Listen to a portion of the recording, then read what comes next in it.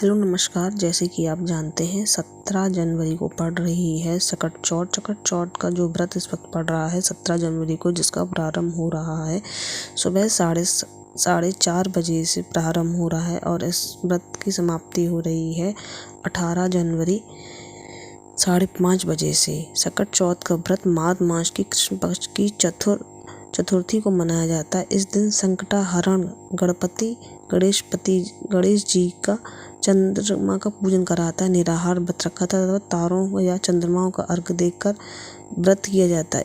सुबह सुबह सबसे पहले सिर धोकर नहाएं, मेहंदी लगाएं, सफ़ेद तिल और गुड़ तिलकुट बनाएं। एक पट्टी पर जल का लोटा, चावल, रोली और एक कटोरी में तिलकुट और रुपए रखकर जल के लोटे पर सतिया कर 13 टिक्कियाँ करें और चौथ की कहानी सुने और थोड़ा सा तिलकुटी ले लें। और कहानी सुनने के बाद एक कटोरी में तिलकुटी और रुपए रखकर 7 फेरे कर सासू जी के पैर छुएं। जल का लोटा और हाथ के तिल उठाकर रख लें। शाम को चंद्रमा का अर्घ देकर भोजन करें। इच्छानुसार रुपए और तिलकुट अपनी कहानी कहने वाले को दान करें। अब खाना खाएं या तिलकुट जरूर खाएं। इस व्रत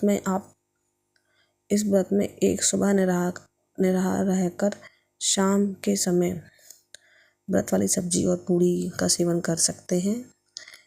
यह व्रत बहुत ही मान्य है। इसमें गणेश जी का पूजन कर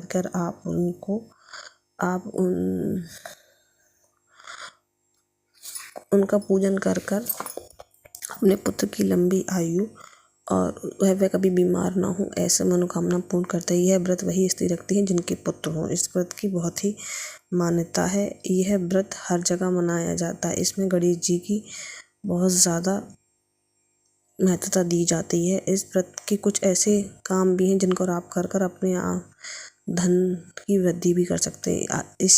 इसी दिन आप शिव भगवान पर हरी मूंग चढ़ाकर सुख समृद्धि प्राप्त कर सकते हैं।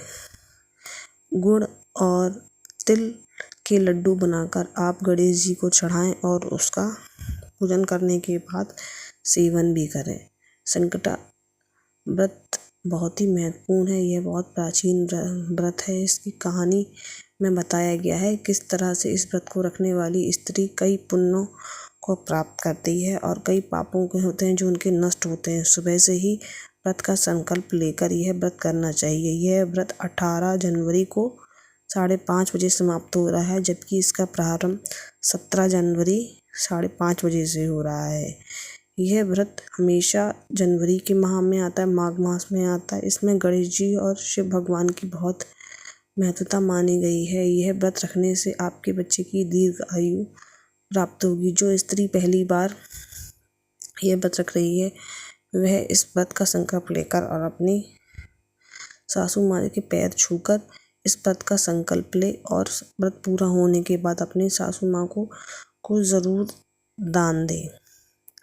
यह व्रत रखने से आपको सभी सुख समृद्धि प्राप्त होंगी। आप अपने एक पटे पर गणेश जी की मूर्ति रखकर उनका पूजन कर सकते हैं। तिल और तिल से बनी चीज़ों को आप उन्हें चढ़ा सकते हैं और उसका ही बाद में आप सेवन कर सकते हैं। कुछ सामान आप दान दक्षिणा के लिए भी निकाल सकते हैं। जैसे कि ये व्रत शुक्रवार को पड़ रहा है, उस दिन वैभव लक्ष्मी और लक्ष्मी जी के पूजन भी होता है।